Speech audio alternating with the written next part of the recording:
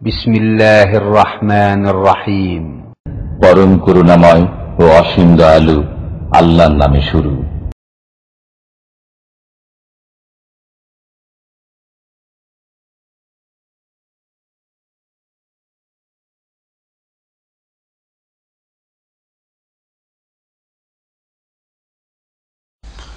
বিসমিল্লাহির রহমানির রহিম। আলহামদুলিল্লাহ ওয়াসসালাতু ওয়াসসালামু আলা রাসূলিল্লাহ ওয়া আলা আলিহি ওয়া সাহবিহি ওয়া মান ওয়ালা, আম্মা বাদ। ফাকাদ ক্বালা আল মুআল্লিফ রাহিমাহুল্লাহু তাআলা ওয়া আন জাবির বিন আব্দুল্লাহ রাদিয়াল্লাহু আনহুমা ক্বালা সাল্লা মুআযুন বিআসহাবিহি আল-ইশা ফাতাওয়ালা আলাইহি ফাকালা আন-নবী সাল্লাল্লাহু আলাইহি ওয়াসাল্লাম আতুরিদু আন তাকুনা ইয়া মুআযু ফাত্তানান ইযা আমামতা আন-নাস ফাকরা বিশ-শামসি ওয়া দুহাহা ওয়া সাব্বিহ ইসমা রাব্বিকাল আ'লা ওয়াকরা বিসমি রব্বিক ওয়াল-লাইলি ইযা ইয়াগশা মুত্তাফাকুন আলাইহি ওয়াল লাফযু লিমুসলিম।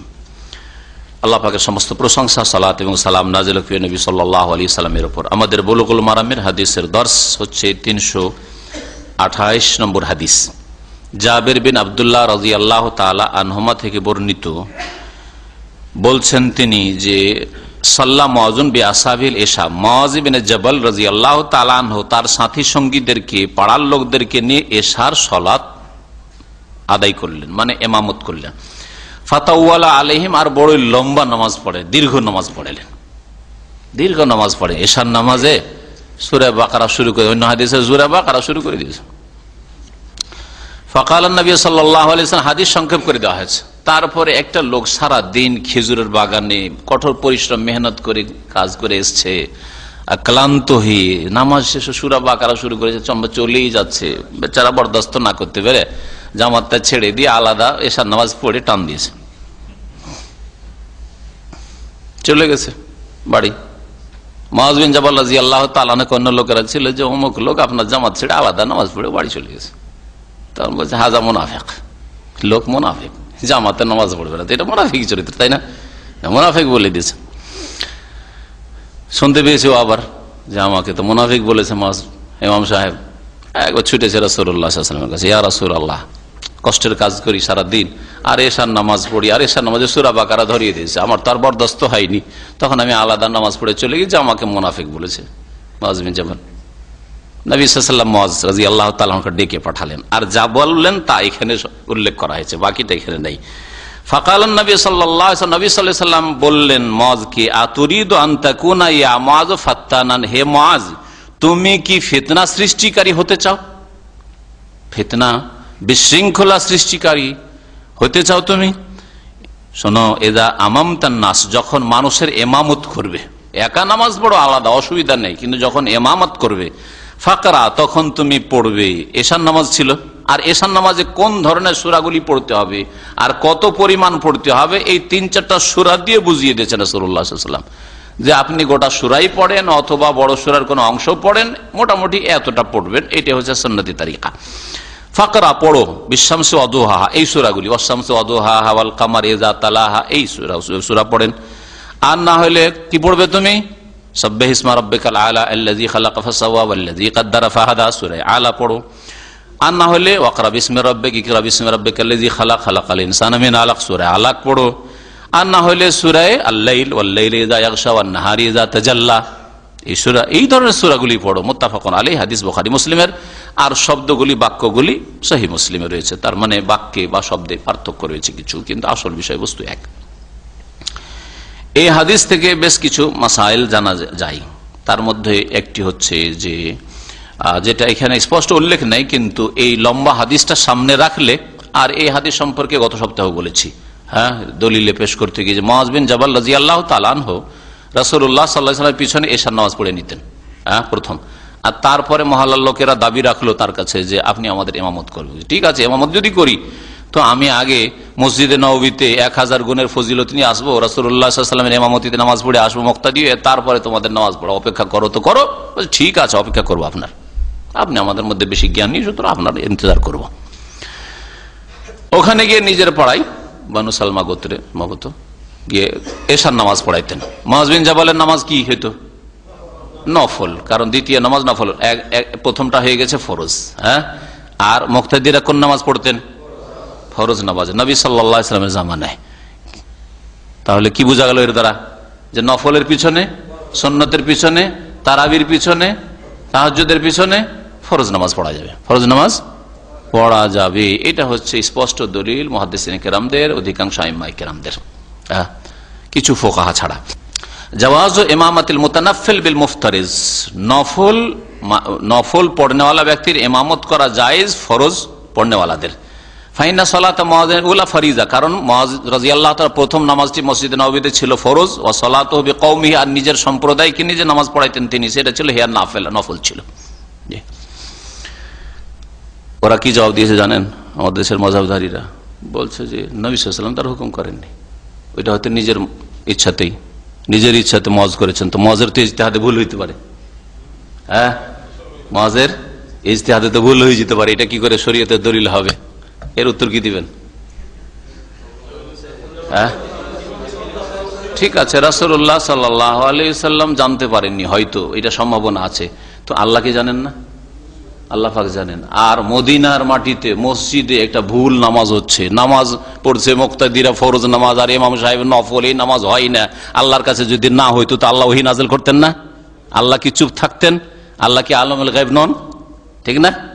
জি হ্যাঁ, এটা হচ্ছে তাদের জবাব। কখনো আল্লাহ পাক ভুলের উপর নবীকে এবং নবীর সাহাবায়ে কেরামদেরকে সাব্যস্ত রাখতে পারেন না। অবশ্যই আল্লাহ পাক ওহী নাযিল করে দিতেন, যে কোনো রকমের ওহী হোক না কেন। এর দ্বারা আমরা জানতে পারলাম যে ইমামতির ক্ষেত্রে যত নেক মানুষ হবে, আলেম মানুষ হবে, কোরআনের জ্ঞানী হবে, তত বেশি হকদার হবে। কারণ ওখানে তো আরো লোকেরা ছিল, তারাও তো সাহাবী, কিন্তু মুআয বিন জাবাল যেহেতু দিন সম্পর্কে সবচেয়ে বেশি জ্ঞান রাখতেন, তো তার ইমামতকে তারা প্রাধান্য দিয়েছিল। এই জন্য আমরা প্রত্যেকে যেখানে আছি, আমাদের যদি ক্ষমতায় থাকে, তাহলে আমরা আমাদের গ্রামের, আমাদের এলাকার যে ভালো মুত্তাকি এবং এলমওয়ালা ব্যক্তি, শুদ্ধ কোরআন তেলাওয়াত করে, কোরআন মুখস্থ রাখে, কোরআনের অর্থ বুঝে, এই সবগুলি মনে রাখবেন। শুধু কোরআনের হাফেজ অনারব আর অর্থ বুঝে না, আর বেশি হেফজ আছে বা বেশি কেরাত সুন্দর, সেই জন্য ইমামতির হক রাখে, এটা কিন্তু হাদিসের অর্থ নয়। ইয়াউমুল কওম আকরামুল কিতাবিল্লাহ হাদিস আসছে, প্রথম কানি শুনে রাখেন যে এই হাদিসের অর্থ এই নয় যে বেশি কেরাত সুন্দর অথবা বেশি কোরআন মুখস্থ আছে। শুধু আরবদের সাহাবায়ে কেরামদের কোরআন মুখস্থর সাথে সাথে অর্থ বুঝতেন না। যার যত বেশি কোরআন মুখস্থ আছে সেই ব্যক্তি দিন সম্পর্কে তত বেশি জ্ঞানী, তাই না? এখনো কোন আরবি বা যারা আরবি বুঝে, আমাদের মতো আমরা অনারব হইলেও আরবি বুঝি, আর যদি কোরআন বেশি মুখস্থ থাকে, তো যার কম মুখস্থ তার চাইতে বেশি জানবে কিনা? অবশ্যই জানবে। এটা হচ্ছে অর্থ। এই জন্য দেখেন ইমামতির ক্ষেত্রে কেরাতে সাহাবায়ে কেরামদের মধ্যে প্রসিদ্ধ উবাই বিন কাব, তাই না? আব্দুল্লাহ বিন মাসউদ, এরা বড় বড় কারি, বড় বড় হাফেজ কোরআন, ঠিক না? আবু মুসা আশআরী, তার কণ্ঠ কত সুন্দর, লাকাদ উতিতা মিজমারান মিন মাজামির আলে দাউদ, দাউদ আলাইহিস সালামের সুর আর কণ্ঠ তোমাকে দেওয়া হয়েছে আবু মুসা আশআরী, বলেননি রাসূলুল্লাহ সাল্লাল্লাহু আলাইহি ওয়াসাল্লাম? কিন্তু রাসূলুল্লাহ সাল্লাল্লাহু আলাইহি ওয়াসাল্লাম বলছেন, মুরু আবু বকরিন ফালিয়ুসাল্লি বিন নাস, আবু বকরকে বলো লোকজনকে নামাজ পড়াক। কেন? তাহলে বোঝা গেল যে শুধু কোরআনের কেরাত ভালো হইলেই আর হাফেজ বেশি হইলেই যে ইমামতির হকদার হবে। আবু বকর রাদিয়াল্লাহু তাআলা কেরাতও ভালো, আর কোরআনের অর্থও বেশি বুঝেন, আর তাকওয়াতেও বেশি, এলমেও বেশি, সেজন্য তাকে প্রাধান্য দেওয়া হয়েছে অন্যান্য বড় বড় কারি আর হাফেজদের উপর। নাহলে ওর চাইতে বড় কারি আর হাফেজ আর সুন্দর তেলাওয়াত করতে পারে এইরকম সাহাবায়ে কেরাম ছিলেন। যেমন উদাহরণস্বরূপ 2-4 নাম বললাম। এই হাদিস দ্বারা জানতে পারলাম যে ইমামকে সবসময় মুক্তাদিদের খেয়াল রাখতে হবে, এমন লম্বা না করে যাতে তাদের কষ্ট হয়ে যায়, যেমন এমন সংক্ষেপ না করে যাতে মুক্তাদিদের সুন্নতগুলি ছুটে যায়। ওয়াজিব ফরজ ছুটে, তাহলে তো ইমাম গুনাহগার হবে। ওয়াজিব রুকু আদায় করতে পারছে, সূরা ফাতিহা পড়ে শেষ করতে পারছেন না, ওয়াজিব যে রুকু সেজদার অথবা রুকু সেজদার থেকে উঠে বসতে হবে, দাঁড়াতে হবে, যে সোজা হইতে হবে, এই দুটো সোজা হইতে দিচ্ছে না, রুকু থেকে উঠে সেজদা থেকে উঠে সোজা বসতে দিচ্ছে না, তাহলে তো ফরজের ক্ষেত্রে রুকুনের ক্ষেত্রে বাধা সৃষ্টি করে দিল রুকুন পালন করতে। এমনকি সুন্নতগুলি আদায় করতে যদি সময় না দেয়, তা সেটাও ইমামের জন্য উচিত নয়। সুন্নতগুলি ঠিক রেখে আপনি সংক্ষেপ পারেন, এটা হচ্ছে সংক্ষেপ। আর সংক্ষেপ মানে এই নয় যে যেমন অনেকে আজকাল তারাই পড়ে আল্লাহু আকবার দিয়ে দিল, সানা ছাড়লো, সানা নেই, সাথে সাথে আলহামদুলিল্লাহ রাব্বিল আলামিন, এরকম নয়। আর এইরকম নয় যে কোরআনের তেলাওয়াত কিছু বোঝাই যাচ্ছে না যে কি তেলাওয়াত হচ্ছে আর না হচ্ছে, শুধু শোনা যাচ্ছে যে কিছু আওয়াজ আসছে, ব্যাস, কোন শব্দ বাক্য কিছুই বোঝা যাচ্ছে না যে কি উচ্চারিত হচ্ছে। হাফেজদের খতমে তারাবি যেটা হচ্ছে আমাদের দেশে প্রচলিত, এইরকম নামাজ নয়।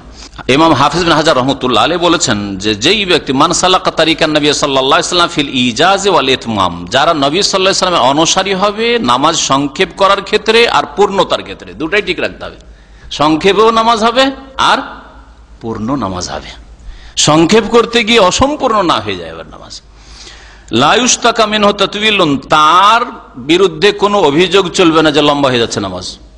সংক্ষেপ আর তার সাথে সাথে কি পূর্ণ নামাজ পড়াচ্ছে, তাহলে তার বিরুদ্ধে অভিযোগ গ্রহণযোগ্য না। কিন্তু সূরা বাকারা ধরিয়ে দাও, এটা এর অভিযোগ হইতে পারে এশার নামাজে। সুতরাং হালকা নামাজ মানে এমন হালকা নয় যে আজকালকার জামানার মুক্তাদিরা যেমন চাইছে তেমন। যদি আজকালকার মুক্তাদিরা বলে যে ইমাম সাহেব আপনাকে তো ভাড়া করে তারাই পড়াইতে নিয়ে এসেছি, শুধু এইরকম পড়বেন, আর রহমান আল্লামাল কোরআন খালাকাল ইনসান, আল্লাহু আকবার, তো কি বলবেন? এটা সংক্ষেপ? আর এইরকম করে স্পষ্ট, তো আমি তো স্পষ্ট 3টা আয়াত পড়লাম আর স্পষ্ট বললাম, তারপরে এইটা উচিত নয় যে এইরকম কোরআন নিয়ে মজাক করা। এইরকম নামাজ কেন পড়বে? এইরকম নামাজ কেন পড়বে? একটু আর একটু পড়ো, আর একটু ধীরে স্থির ভাবে পড়ো। তো যাই হোক, মুক্তাদিরা মানে যুগ উপযোগী নামাজ হইতে হবে এইরকম নয়। রাসূলুল্লাহ সাল্লাল্লাহু আলাইহি ওয়াসাল্লামের নামাজ কেমন ছিল ওই দিকে লক্ষ্য করে সংক্ষিপ্ত নামাজ হইতে হবে। জি, ওই দিকে লক্ষ্য করে পূর্ণ হইতে হবে এবং সংক্ষিপ্ত হইতে হবে। এই মর্মে অনেকগুলি বক্তব্য এখানে পেশ করেছেন উলামায়ে কেরামদের, যা সময় স্বল্পতার জন্য ছাড়ছি।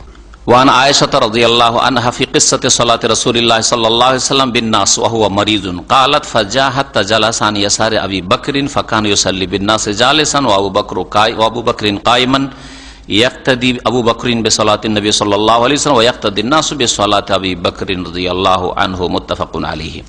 আয়েশা রাদিয়াল্লাহু তাআলা আনহা থেকে বর্ণিত, তিনি বলছেন রাসূলুল্লাহ সাল্লাল্লাহু আলাইহি ওয়াসাল্লামের নামাজের ঘটনায় মানুষদেরকে নিয়ে ফি কিসসাতে সালাতে রাসূলিল্লাহ বিন নাস, রাসূলুল্লাহ সাল্লাল্লাহু আলাইহি ওয়াসাল্লাম লোকদেরকে যে নামাজ পড়িয়েছিলেন অসুস্থ অবস্থায়, ওয়া হুয়া মারিজ, অসুস্থ অবস্থায়, এই ঘটনা বর্ণনা করতে গিয়ে লম্বা হাদিস রয়েছে, হাদিসকে সংক্ষেপ করে দিচ্ছেন। আসল বিষয়টা এখানে তুলে ধরেছেন, যেটা এখানে এই অধ্যায়ের সাথে সম্পর্কিত, ইমামতির সাথে আর জামাতের সাথে। কালাত বলছেন মায়েশা রাদিয়াল্লাহু আনহা ফাজা, রাসূলুল্লাহ সাল্লাল্লাহু আলাইহি ওয়াসাল্লাম আসলেন। লম্বা ঘটনা রয়েছে, রাসূলুল্লাহ অসুস্থ ছিলেন আর শেষ অবস্থায় উঠে আসতে পারছেন না। শেষে যখন কোনো মতে আসতে পারছেন না, বললেন যে ঠিক আছে নামাজ পড়া, আবু বকর নামাজ পড়েছেন। একদিন শরীরটা একটু হালকা মনে হলো যে মসজিদে যেতে পারবো। 2 সাহাবীর কাঁধে ভর দিয়ে, আলী আর আব্বাস, তাদের কাঁধে ভর দিয়ে মসজিদে আসলেন। আর আবু বকর রাদিয়াল্লাহু তাআলা অপেক্ষা করে নামাজ শুরু করে দিয়েছেন, কারণ আদেশ দেওয়া আছে যে সময় হলে নামাজ শুরু করে দিব। নামাজ শুরু করে দিয়েছেন, নামাজ শুরু হয়ে গেছে, জামাত শুরু হয়ে গেছে।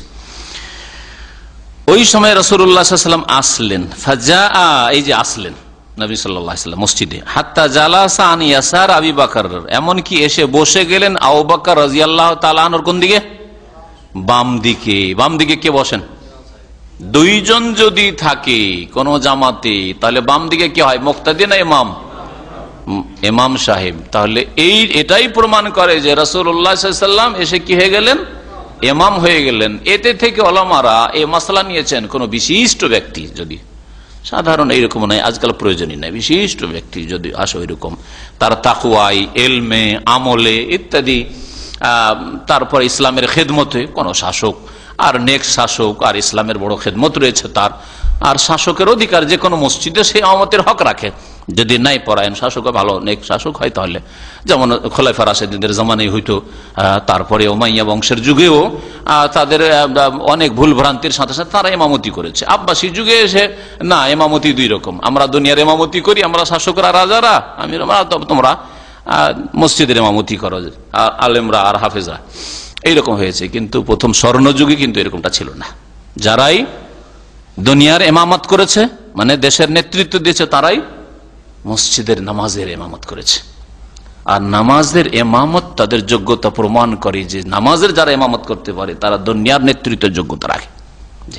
আর এইরকমই সিলেবাস হইতে হবে মুসলিমদের কলেজ ইউনিভার্সিটির, যে যাতে করে একজন এমন ভাবে তৈরি হয় যে দুনিয়ারও নেতৃত্ব দিতে পারে আর দিনেরও নেতৃত্ব, মসজিদে ইমামতিও করতে পারে আর দেশও পরিচালনা করতে পারে। দেশ পরিচালনা করতে পারলে ইসলাম সম্পর্কে কিছুই জানে না, ইসলাম দ্রোহিতা তার হৃদয়ে ভরা আছে। আর যদি নামাজ পড়াইতে পারে আর ভালো তেলাওয়াত করতে পারে, ইমামত করতে পারে, মসজিদের খেদমত করতে পারে, দুনিয়া সম্পর্কে কিছুই জানে না। হ্যাঁ, না, এই জন্য মুসলিমরা আজকে দুর্বল। তো আবু বকর রাদিয়াল্লাহু তাআলা বাম দিকে বসে গেলেন রাসূলুল্লাহ সাল্লাল্লাহু আলাইহি ওয়াসাল্লাম। নামাজ শুরু হওয়ার পরেও ইমামত চেঞ্জ হতে পারে, মানে ইমাম অন্য কেউ হয়ে যেতে পারে, এই হাদিস প্রমাণ করে। তবে সাধারণত আজকালকার জামানায় করবে না। রাসূলুল্লাহ সাল্লাল্লাহু আলাইহি ওয়াসাল্লাম বিষয়টা অন্যরকম। ফাকানা ইউসাল্লি বিন নাস জালিসান, রাসূলুল্লাহ সাল্লাল্লাহু আলাইহি ওয়াসাল্লাম লোকদেরকে নামাজ পড়াচ্ছিলেন বসে বসে। ও আবু বকরিন কায়েমান, আর আবু বকর রাদিয়াল্লাহু তাআলা আনহু দাঁড়িয়েছিলেন।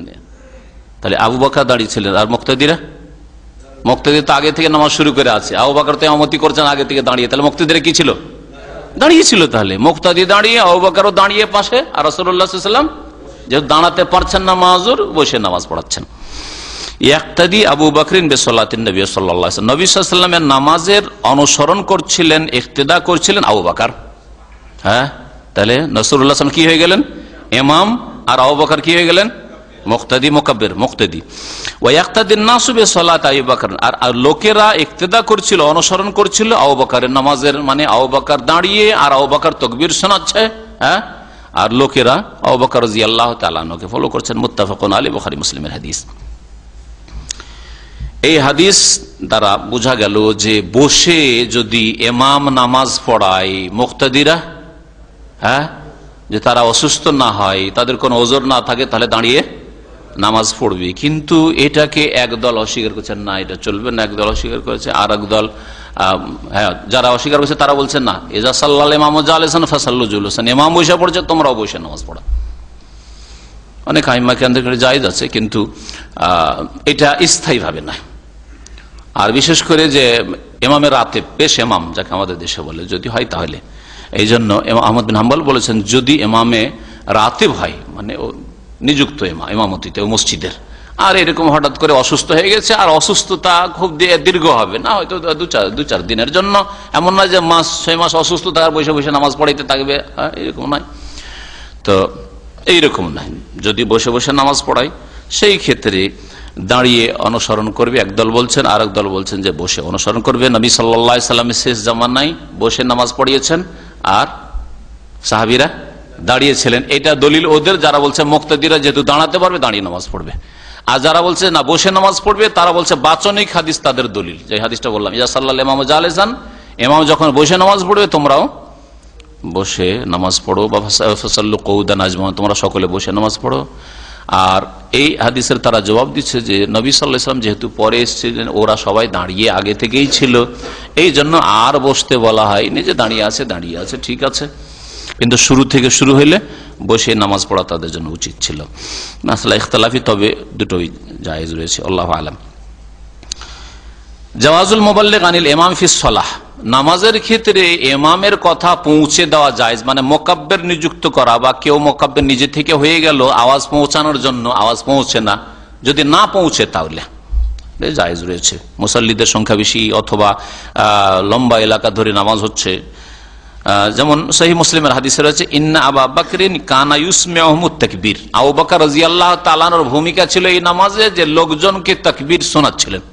নবী সাল্লাল্লাহু আলাইহি ওয়াসাল্লাম অসুস্থ, আওয়াজ পৌঁছে না গোটা মসজিদে নববীতে, তখনকার ছোট্ট মসজিদে নববী, তারপর আওয়াজ পৌঁছে না, তখন আবু বকর জোরে কি করছিলেন?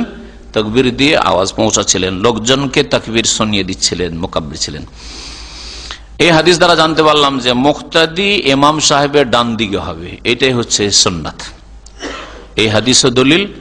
আর নবী সাল্লাল্লাহু আলাইহি ওয়াসাল্লাম মাইমুনা রাদিয়াল্লাহু তাআলা আনহার বাড়িতে তাহাজ্জুদ পড়া শুরু করলেন, আর আব্দুল্লাহ বিন আব্বাস তার খালা মাইমুনা হইতো, রাসূলুল্লাহ সাল্লাল্লাহু আলাইহি ওয়াসাল্লামের একদিকে কে চাচাতো ভাই, আব্বাস রাসূলুল্লাহের চাচা, আর আব্বাসের ছেলে আব্দুল্লাহ, তাহলে চাচাতো ভাই, আর আরেকদিকে চাচাতো ভাইয়ের খালা রাসূলুল্লাহ সাল্লাল্লাহু আলাইহি ওয়াসাল্লামের বিবি মাইমুনা রাদিয়াল্লাহু তাআলা, তো খালার বাড়িতে থাকে, আমরাও থাকি ছোট কালে, 11 বছর বয়স তখন আব্দুল্লাহ বিন আব্বাস রাদিয়াল্লাহু তাআলা আনহু।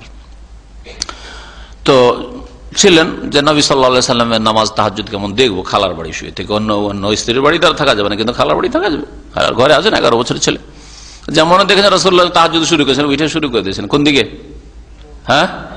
নবী সাল্লাল্লাহু আলাইহি ওয়াসাল্লামের বাম দিকে দাঁড়িয়ে গেছেন। নবী সাল্লাল্লাহু আলাইহি ওয়াসাল্লাম কি করেছিলেন তাকে?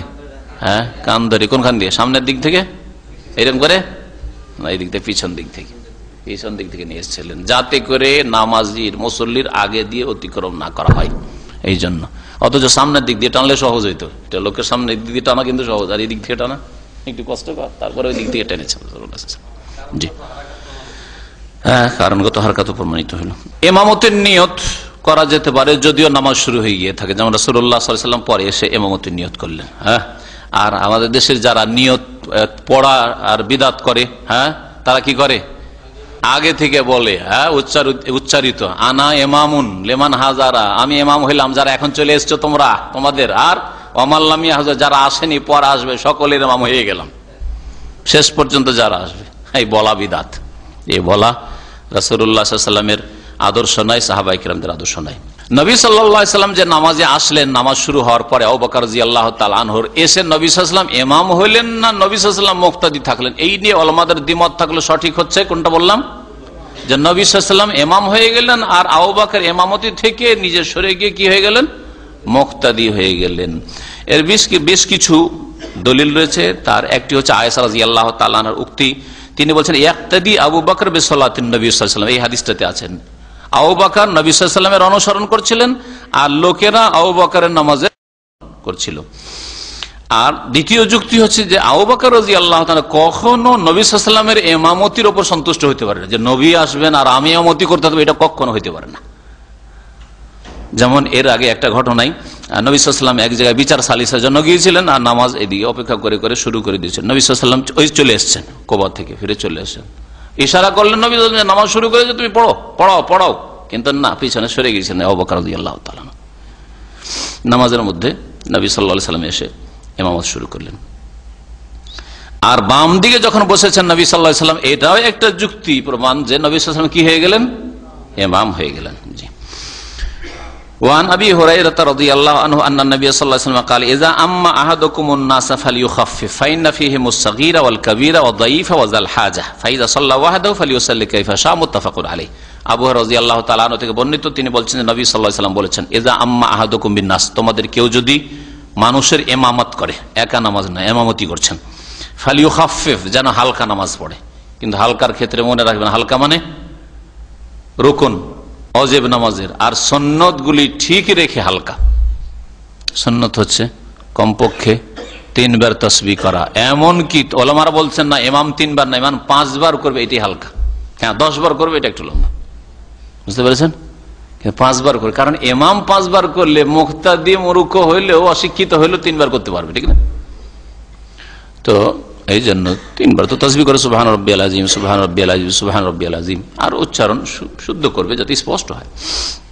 এতক্ষণ সময় লাগবে।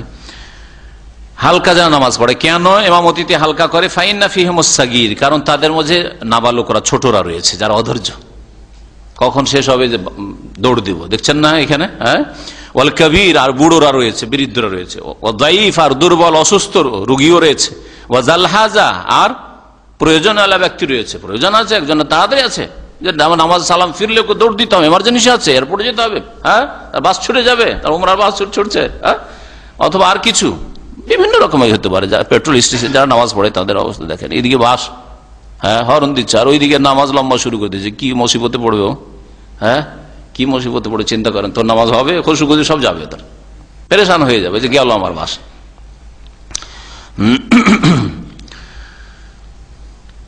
ফাইদা সাল্লা ওয়াহদাহু, তবে যখন একা নামাজ পড়বে, ফালিয়ুসাল্লি কাইফা শা, যেমন ইচ্ছা নামাজ পড়ো। জামাত হয়ে গেছে আর জামাত টামাত নেই, বা মসজিদে গেলেন কোনো লোকজন নেই, নামাজ শুরু করেন, লম্বা নামাজ পড়েন আপনি। কিন্তু যখনই দেখলেন যে আমার সাথে পিছনে লোক লেগে গেছে, হ্যাঁ, আরো লোক ইক্তেদা করা শুরু করে, তখন সংক্ষেপে নামাজ পড়েন। ওলামারা আর একটি মাসলা বলছেন, যদি মুক্তাদিদের সংখ্যা কম হয় আর মুক্তাদি গুলো সবাই যদি একমত হয়ে বলে যে আমরা লম্বা নামাজ চাই, এই ক্ষেত্রে কি মাসলা? মুক্তাদি অনেক হলে তো সব লোককে জিজ্ঞেস করা মুশকিল, আর অনেকে হয়তো পরে আসছে ইমাম শুরু করার পরে, হ্যাঁ, ঠিক না? অথবা রাস্তায় হাইওয়ের উপরে মসজিদ, কত লোক আছে, নতুন নতুন লোক আসছে, তাহলে তো আলাদা বিষয়। কিন্তু আপনার মহল্লার মসজিদ, এই পাড়ার মহল্লার লোক ছাড়া বাইরের লোক সাধারণত নামাজ পড়তে আসে না, আর মহল্লার যে 20 জন 30 জন লোক নামাজ পড়ে, তারা সবাই বলছে এশার নামাজ আমাদেরকে, হ্যাঁ, একটু লম্বা পড়াবেন, আধা ঘন্টা যাতে লাগে। ইমাম সাহেব যদি বলে তো কি করতে হবে? হ্যাঁ, সবাই একমত, হ্যাঁ, তাহলে ঠিক আছে। জি, এই কথা হলো আমার বলেছে। ওয়ান আমর ইবনে সালামা রাদিয়াল্লাহু আনহু قال قال ابي جئتكم من عند النبي صلى الله عليه وسلم حقا قال فاذا حضرت الصلاه فليؤذن احدكم وليؤمكم اكثركم قرانا قال فنظروا فلم يكن احد اكثر مني قرانا فقدموني وانا ابن 6 او 7 سنين রাওয়াহুল বুখারী ও আবু দাউদ ও নাসাই। আমর ইবনে সালামা রাদিয়াল্লাহু তাআলা আনহু থেকে বর্ণিত, তিনি বলছেন যে আমার আব্বা আসলেন রাসূলুল্লাহ সাল্লাল্লাহু আলাইহি ওয়াসাল্লামের কাছ থেকে ফিরে গিয়েছিলেন দিন শিখতে, দিন শিখে আসলেন, আসার পরে বলে যে তুকুম মিন ইনদিন নবী সাল্লাল্লাহু আলাইহি ওয়াসাল্লাম হাক্কান, আমি সত্যি সত্যি নবী সাল্লাল্লাহু আলাইহি ওয়াসাল্লামের খেদমত থেকে এসেছি, মদিনা থেকে ফিরে এসেছি। মদিনার বাইরে তার বাড়ি ছিল। কালা, তিনি বললেন ফাইদা হাজারাতিস সালাতু, নবী সাল্লাল্লাহু আলাইহি ওয়াসাল্লাম বলেছেন যে যখন নামাজের সময় উপস্থিত হয়ে যাবে, ফালিউআযযিন আহাদুকুম, তোমাদের কোনো একজন যেন আযান দেয়, তোমাদের কোনো একজন যেন আজান দেয়। তাহলে বোঝা গেল আজান দেওয়ার ক্ষেত্রে উত্তম ব্যক্তি হইতে হবে পাড়ার, এটা আবশ্যক না, যে কেউ আজান দিলেই হয়, যে কেউ আজান দিল। আজান দেওয়ার ক্ষেত্রে কোন শ্রেষ্ঠত্ব নেই যে অমুক ব্যক্তি উত্তম ব্যক্তি, অমুক বেশি পরেশগার, অমুক বেশি আল্লাহ আল্লাহ। সেই জন্য এই জন্য নবী সাল্লাল্লাহু আলাইহি ওয়াসাল্লাম সাহাবায়ে কেরামদের মধ্যে মুয়াজ্জিন কাকে করা হয়েছে? বেলাল রাদিয়াল্লাহু তাআলা। বেলাল চাইতে সাহাবায়ে কেরাম অনেকে ছিলেন, অগ্রগামী ছিলেন, হ্যাঁ, ইলমের ক্ষেত্রে, দিনের ক্ষেত্রে, আমলের ক্ষেত্রে। কিন্তু বেলাল রাদিয়াল্লাহু তাআলা কেন আযান দিতে বললেন? ফাইন্নাহু আন্দা সাউতান, হাদিসে রয়েছে যে তার আওয়াজ সুন্দর আর আওয়াজটা জোরে, হ্যাঁ, এই জন্য তাকে আযান দিতে বলা হয়েছে এই গুণ দেখে। আর যে কেউ আযান দিলেই, আর যদি যারা রয়েছে মহল্লায়, পাড়ায়, এলাকায়, তাদের কাছে কানে আওয়াজ পৌঁছে গেলেই হলো। যে কেউ আজান দিলে তাহলে চলে, স্পষ্ট আহাদুকুম থেকে। ওয়ালিউআম্মাকুম আকসারুকুম কোরআনান, আর তোমাদের ইমামত যেন করে যার কাছে কোরআন সবচেয়ে বেশি আছে, যার কাছে কোরআন সবচেয়ে বেশি আছে, মানে কোরআন যার বেশি মুখস্থ আছে আর কোরআনের অর্থ যে বেশি বুঝে, দুটোই অর্থ। এর মানে এই নয় যে ওয়ান আরব হাফেজ আর কোরআনে বেশি মুখস্থ আছে, আর জালিকাল কিতাবুল লা রাইবা ফি এর মানেই বুঝে না, তো আর বাকি হুকুম আকাম কি বুঝবে? হ্যাঁ, এইসব বুঝে না, আর হাফেজের ভিত্তিতে শুধু আলেমের ওপর প্রাধান্য দিয়ে হাফেজ তুমি নামাজ পড়ো, এটা তরিকা না, এটা এই হাদিসের অর্থ নয়। কাল ফানাজারু, সকলে দেখলো, ফালাম ইয়াকুন আহাদুন আকসারা মিন্নি কোরআনান, তাদের মধ্যে কেউ আমার চাইতে বেশি কোরআন মুখস্থকারী, কোরআন গ্রহণকারী ছিলেন না, আমার সবচেয়ে বেশি কোরআন মুখস্থ ছিল।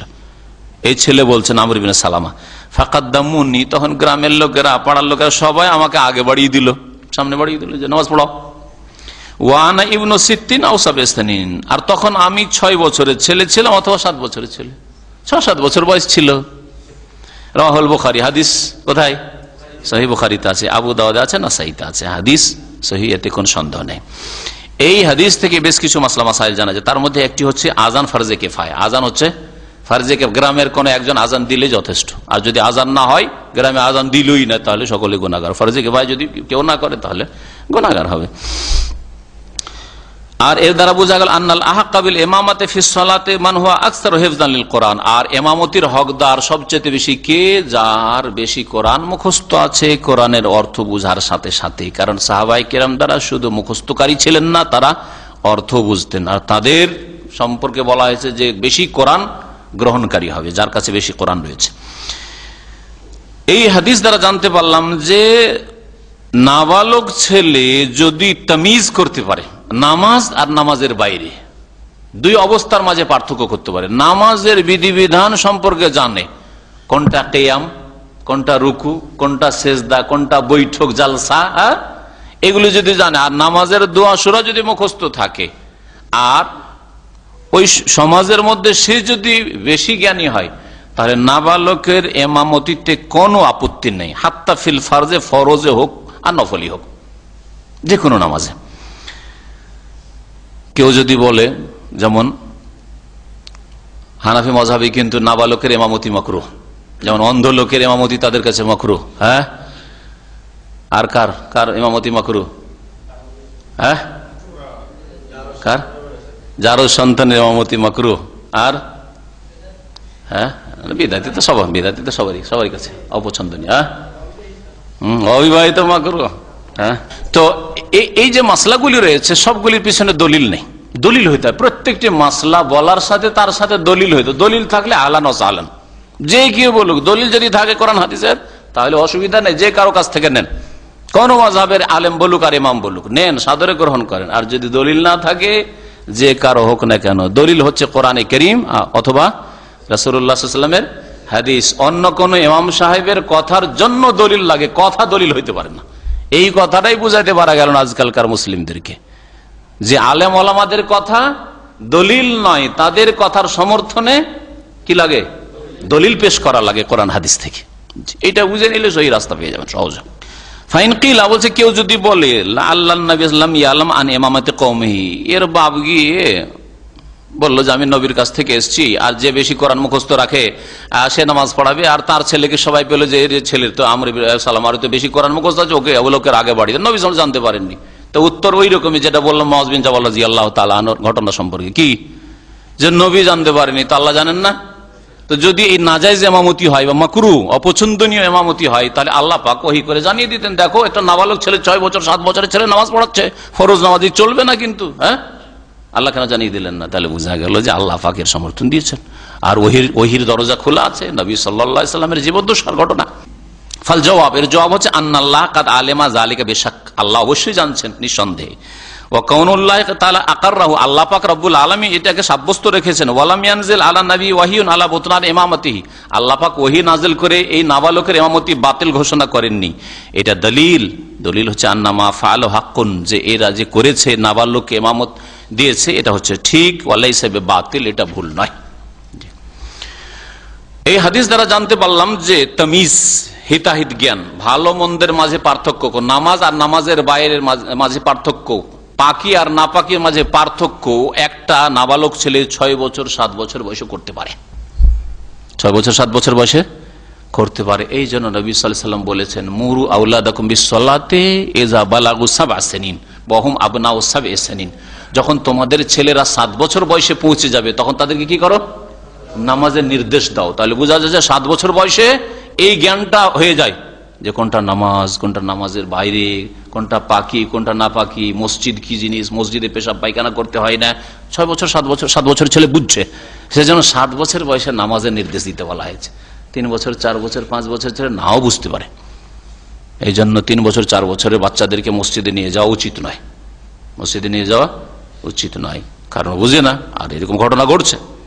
এই হাদিস দ্বারা জানতে পারলাম যে কোরআন মানুষকে সম্মানিত করে, যেমন আখিরাতে সম্মানিত করবে তেমন দুনিয়াতেও সম্মানিত করে। 7 বছর 6 বছরের বাচ্চা আর সাহাবাই কেরামদের বড় বড় 50 বছর 60 বছরের সাহাবী, তাদের ইমামত করছেন, কিভাবে আল্লাহ পাক সম্মানিত করেন কোরআন দিয়ে।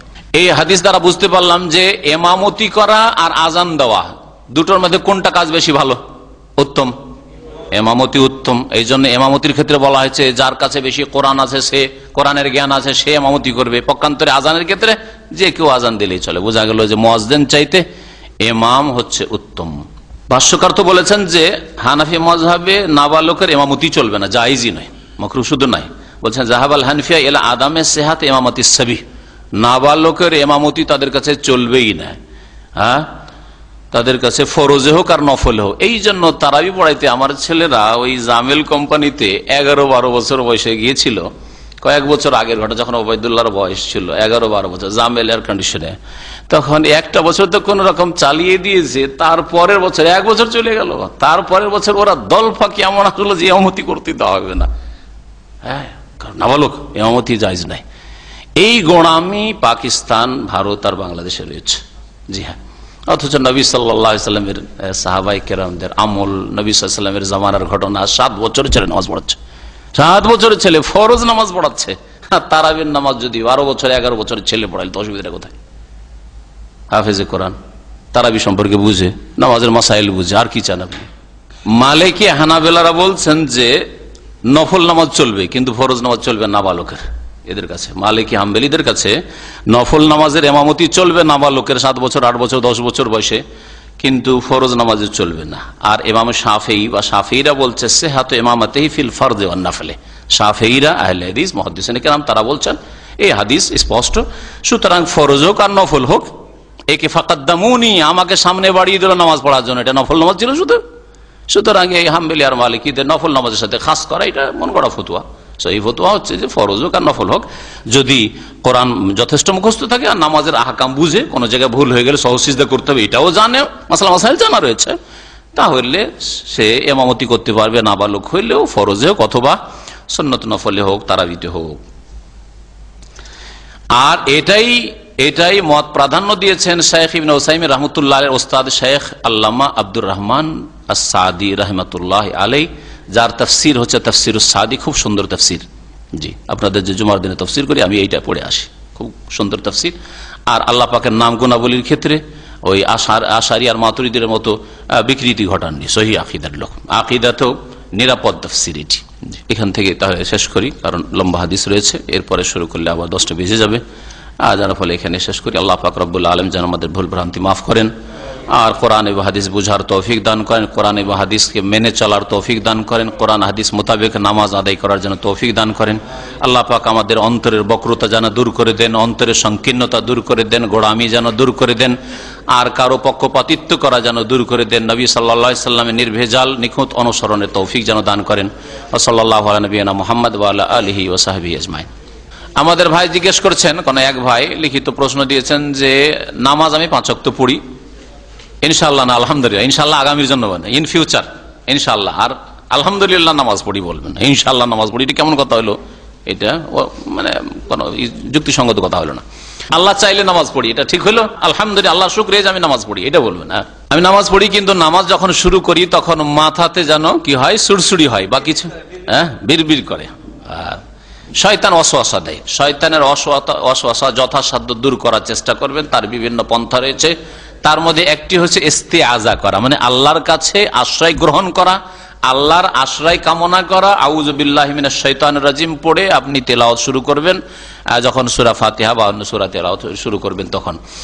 আর এমনিতেও আউযু বিল্লাহিস সামিউল আলিম মিনাশ শাইতানির রাজিম, আল্লাহর কাছে বিতাড়িত শয়তান থেকে পানা চাইবেন, যে ভাষায় হোক, আরবিতে হোক অথবা আপনি নিজের ভাষায় হোক, শয়তান থেকে পানা চাইবেন। এটা একটা তরিকা। আর একটা তরিকা হচ্ছে যে আপনি যা পড়ছেন তা অর্থ বুঝে পড়ার চেষ্টা করবেন।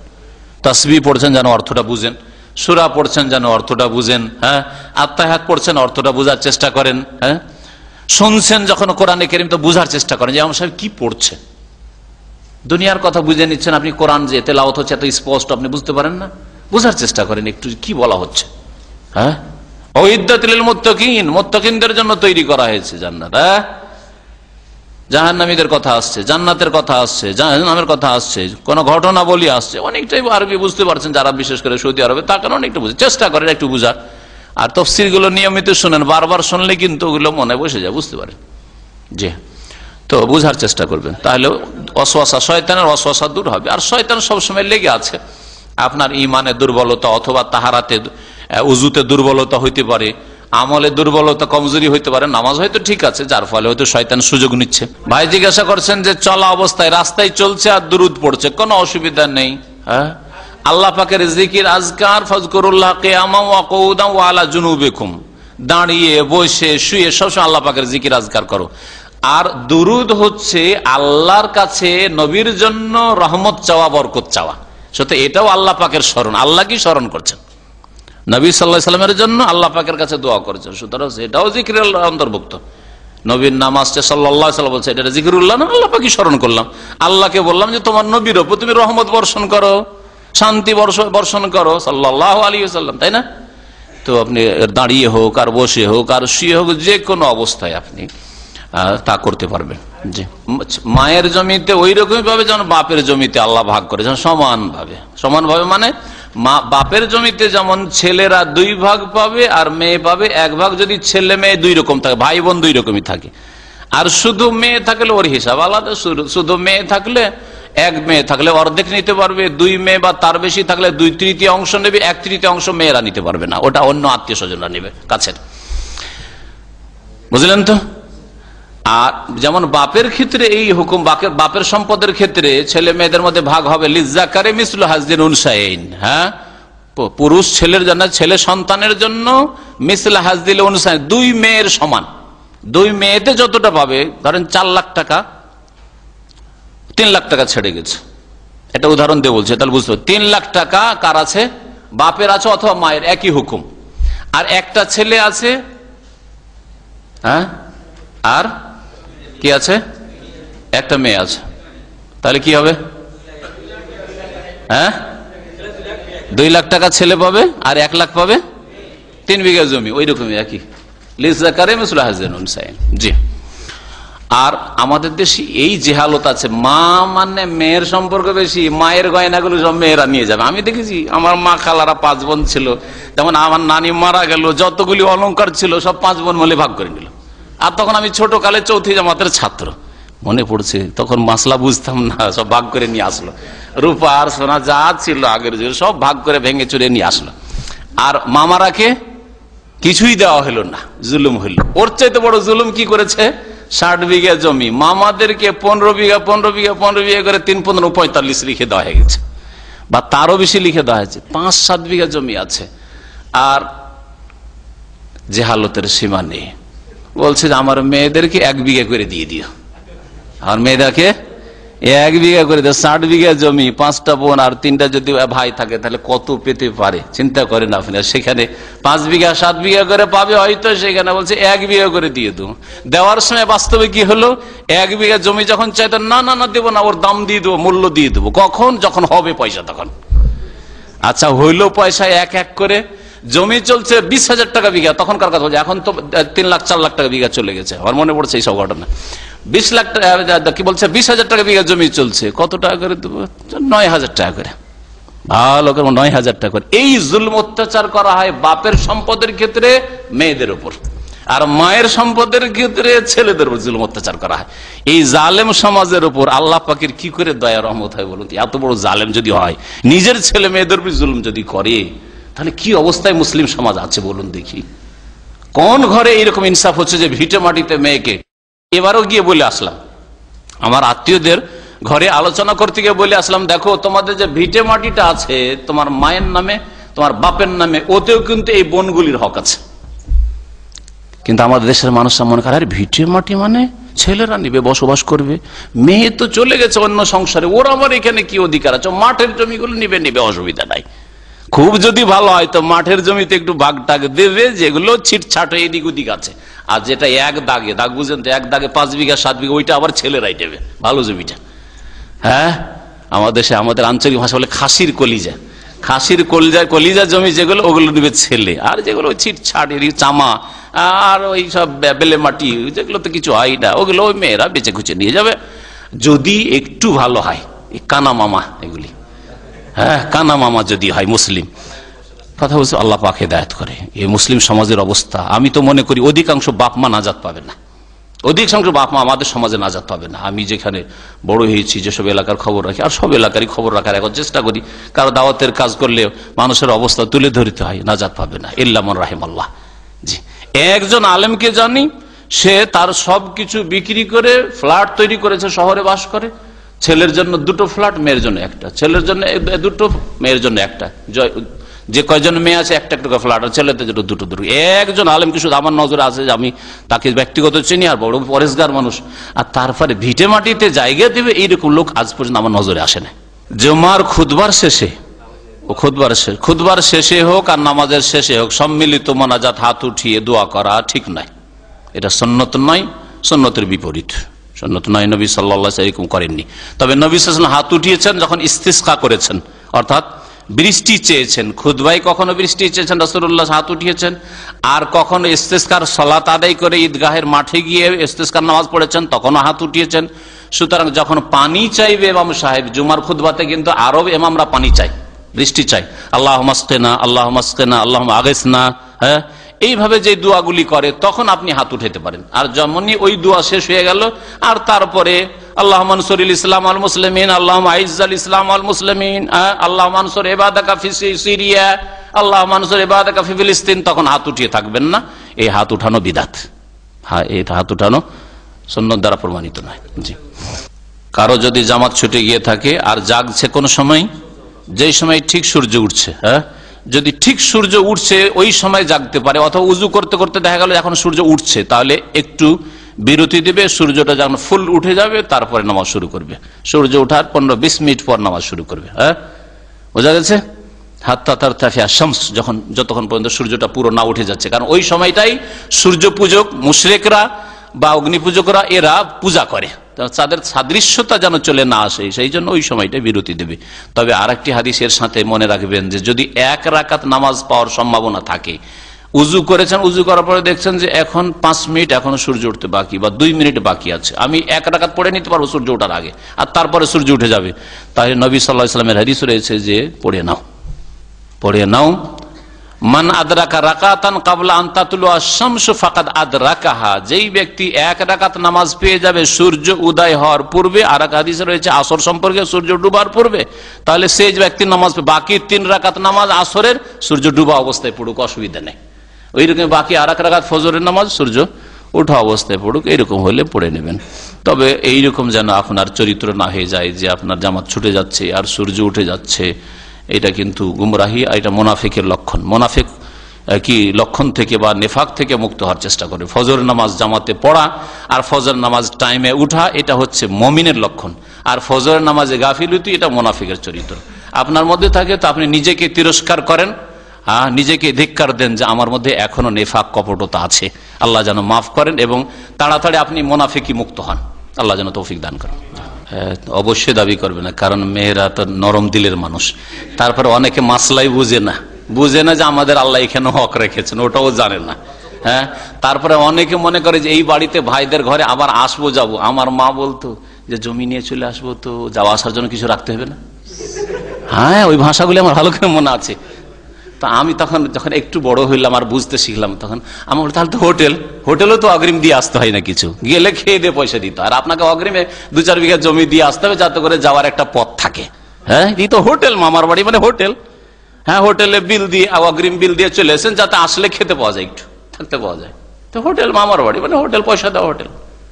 জি, তো ভিটে মাটিতে এইরকম কথা জিজ্ঞাসা করা বাপের জন্য জায়েজ নয় আর ভাইদের জন্য জায়েজ নয়। হ্যাঁ, এটা করতে পারে যে ভিটে মাটিতে তোমাদের ভাগ দিলে আমাদেরও অসুবিধা হয়, আর তোমাদের একটু জমি নিয়ে কি হবে, সুতরাং এর মূল্য ধরে আমরা ওই টাকাটা দিয়ে দিচ্ছি, অথবা এর বদলে অন্য জায়গায় জমি জায়গায় দিয়ে দিচ্ছি, অতটা মূল্য পরিমাণ, এই নয় যে অতটা পরিমাণ। এটা হচ্ছে 5 লাখ টাকা কাঠা, আর ওটা হচ্ছে 5 লাখ টাকা বিঘা, তাহলে পরিমাণ দিয়ে তার হবে না, ওই মূল্য ধরে ওই রকম যদি দিয়ে দেয় যে তোমাদের ভিটে মাটির প্রয়োজন নেই, আর এই ভিটে মাটিতে তোমাদেরকে অংশ দিয়ে দিলে তোমরা এখানে তোমাদেরও হবে না আর আমাদেরও হবে না, এইরকম যদি একটা সমঝোতা আসে সেটা আলাদা কথা। কিন্তু উচ্ছেদ করে দিবি ভিটে মাটি থেকে, যে তোদের ভিটে মাটিতে কোনো হকই নেই, তোরা শুধু মাঠের জমি জায়গায় দিবি, হ্যাঁ, এইটা জায়েজ নাই, এটা জুলম। আর এইরকম প্রস্তাব পেশ করা বাপেরও জন্য হারাম আর ভাইদের জন্য হারাম। বোনদের কাছে কি করে তারা চাইবে, লজ্জা পড়ে যাবে, বাপ বলছে, ভাইরা বলছে, কি করে বলবো, বড় ভাই ছোট ভাই আদর করে মানুষ করেছি, এইসব কথা মহিলাদের। বোনেরা যেভাবে ভালোবাসে ভাইদেরকে, ভাইদের অন্তরে ভালোবাসা থাকে না, বাস্তব সত্য। হারাম দিচ্ছে, যারা হারাম দিচ্ছে তাদের ওই জন্য বরকত হয় না, যারা হারাম নিচ্ছে তাদেরও বরকত হয় না। ওই জন্য ওই মেয়ের ঘরে যে ওর স্বামী আছে, ও যে নিয়েছে চেয়ে বা মানে লোভ করে, ওরও ঘরে বরকত হয় না, আর যারা হারাম দিয়েছে তাদেরও বরকত হয় না। আর হারাম খেলেও, বোনের হক খেলো, যার ফলে বরকত হয় না, কোনো ঘরে বরকত নাই। এই জন্য আল্লাহ পাকের আযাব বিভিন্ন রকমের। জি, তারাবি ছাড়া অন্য নফল নামাজ নিয়মিত জামাতে পড়া যাবে না। তবে কখনো যদি হয়ে যায় মাঝে মধ্যে, যেমন রাসূলুল্লাহ সাল্লাল্লাহু আলাইহি ওয়াসাল্লাম মাইমুনার ঘরে নামাজ পড়ছিলেন তাহাজ্জুদের নামাজ, বুঝছেন না, আর ইবনে আব্বাস লেগে গেলেন, এইরকম ঘটনা থেকে ওলামারা লিখেছেন, আছে এর ভাষ্যেও লিখেছে এই মশলাটি, আজকেই পড়লাম যে কখনো কখনো যদি এরকম জামাত হয়ে যায় তো অসুবিধা নেই, কিন্তু নিয়মিত জামাত করা, রমজান ছাড়া তাহাজ্জুদের জন্য জামাত করা অথবা অন্য কোনো নামাজের জন্য জামাত করা ঠিক না, সুন্নতের খেলাফ। 2 রাকাত কারা পড়বে? 2 রাকাত পড়ে যখন ইমাম সালাম ফিরলো, দিয়ে তারাবির 2 রাকাত হয়ে গেল, এ দাঁড়িয়ে যাবে, বাকি 2 রাকাত পুরা করবে। হ্যাঁ, ফামা আদরাকতুম ফাসাল্লু, যা পেলে পড়ে নাও, ওমা ফাতাকুম, যা ছুটে গেল সেটা পরে তুমি পুরা করে নাও, এরকম করবে। এক নামাজ কি আপনি জোহরকে 2 বার পড়তে পারেন, আসরকে 2 বার 3 বার পড়তে পারেন, আপনি মাগরিব এশাকে আপনি 2 বার 3 বার পড়তে পারেন, দ্বিতীয়বার পড়বেন, ওইটা আপনার নফল মানে অতিরিক্ত হবে। এ নফল না, এটা তো বানানো কথা বুঝতে পেরেছেন? যেটাই, যে কোনো ফরজ নামাজ যখন দ্বিতীয়বার তৃতীয়বার পড়েন, বাকিটা হচ্ছে নফল মানে অতিরিক্ত, সেটা 4 রাকাতের রূপে হোক আর 2 রাকাতের রূপে হোক। জি, বুঝা গেছে? আর এমনি যখন নামাজ নফল পড়বেন, এমনি নফল, তখন সলাতুল লাইলি ওয়ান নাহারে মাসনা মাসনা, রাত দিনের নামাজ দুই দুই করে তোমরা পড়ে, এটা তাও উত্তম, এটা হচ্ছে উত্তম। কিন্তু যদি কেউ 4 পড়ে তো জায়েজ রয়েছে অবস্থায়। উজু যদি ভঙ্গ হয়ে যায় বা মসজিদের বাইরে চলে যেতে হয় যে কোনো কারণে, তাহলে একটা লোককে ইঙ্গিত করে দিবে নামাজ পড়ার জন্য, ইশারা